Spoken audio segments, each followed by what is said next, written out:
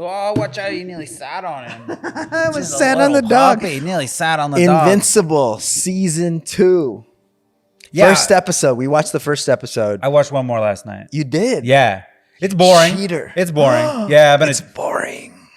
I mean, Compared to season 1. yeah, it's a superhero show. It's a superhero animation. So it's like cool if you're into that. It's like cool, and then they can explore like whatever universe.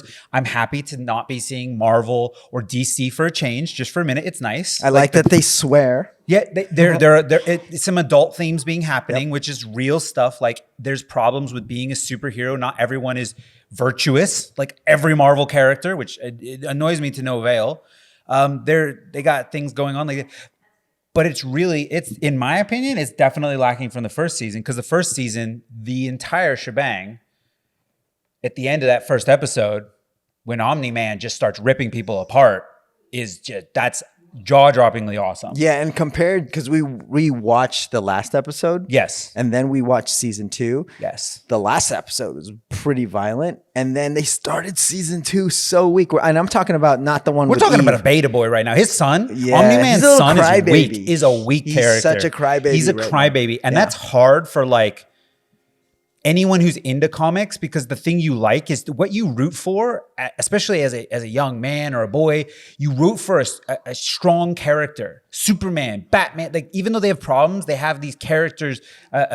Iron Man. He just gets beat up so much. He gets cries beat and he all the cries, time. and he's got so many There shouldn't be issues that about much being crying. a superhero and like, I don't want to be my dad. It's like, dude. I'm totally fine with him crying every once in a while, but he needs to like step it up and just be invincible. Eve's even way more of a badass. She's a little more like, all right, let's she's just get such a some stuff badass. done. Yeah, and I do like the fact that they swear and they actually get hurt when they, like, remember you were saying like the problem you have with Marvel is if they get punched, they don't really bleed or anything. No. It's nice to see like a cartoon get like with the violence, it's like, it's pretty much a rated R cartoon, right? Yeah. And you don't need to go full rated R when it comes to every comic out there. Like any of these superheroes, you don't need to go all the way there where it's like ripping head and gore everywhere like a Tarantino movie.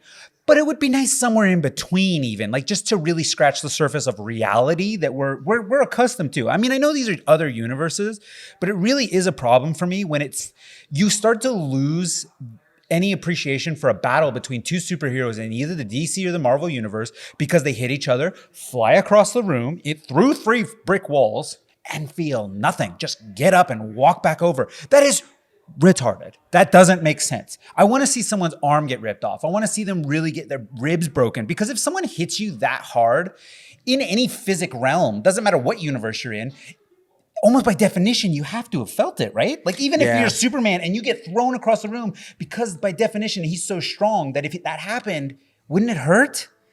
What did you think about episode 2?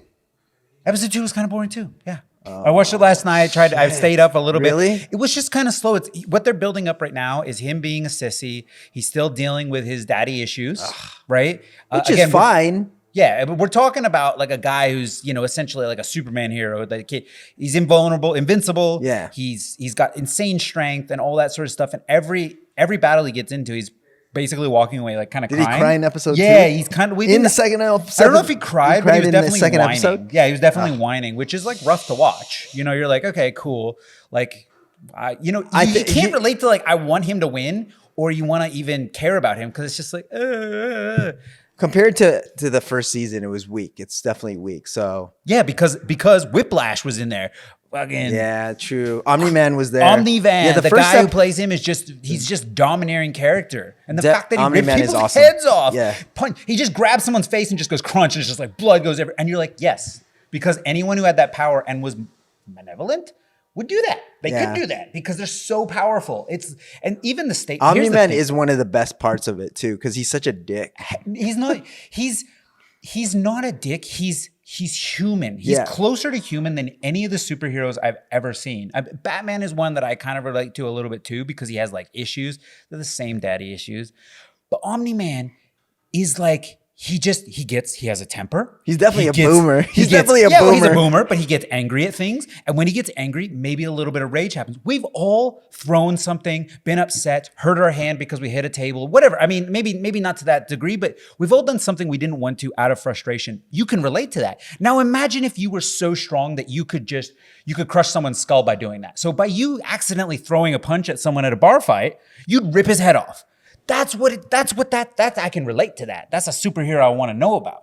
You know? What do you think about them using the interdimension tool again? Boring. So second season, they start talking about like they're opening up like multiverse again. Yeah, they're opening up multiverse like Marvel, and I already got problems with it. Yeah, because then they can use that as a tool to go back in time. It's There's lazy. a bad version of him. Like it just becomes it's lazy.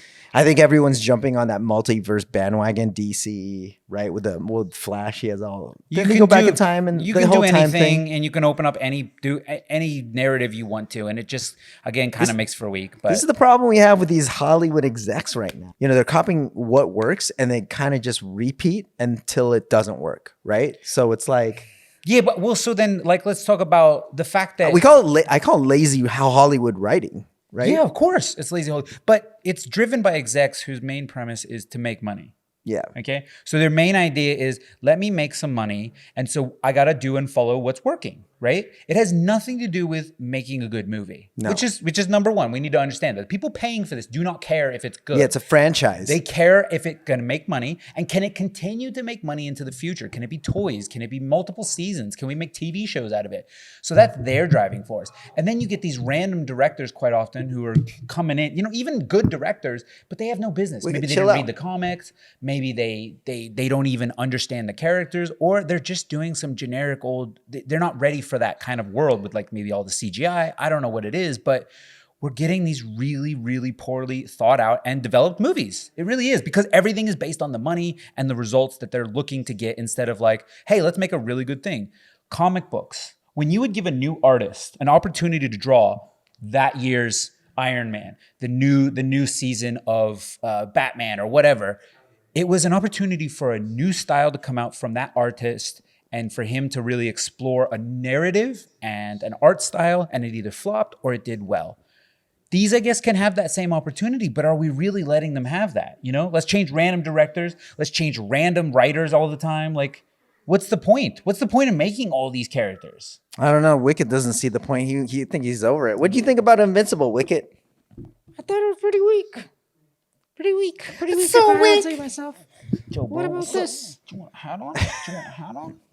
All right, Wicket. He's over it. He's over it. I don't blame him. I'm kind of over it too. But season, I'm waiting for it's dropping at the normal speed. Yep. So I'm waiting for season the next third episode. Third episode. It's there. I might watch it tonight.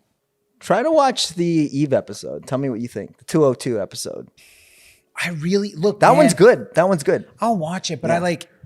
Oh man, The whole reason I watched Invincible was Omni-Man. Okay, whatever. All right, that's it. Wicket, say bye, Wicket. We're pandering to the dog people. Look, we're mean, but we got a dog. We're not that mean, guys. We love Wicket. Kisses, Wicket. Whip it.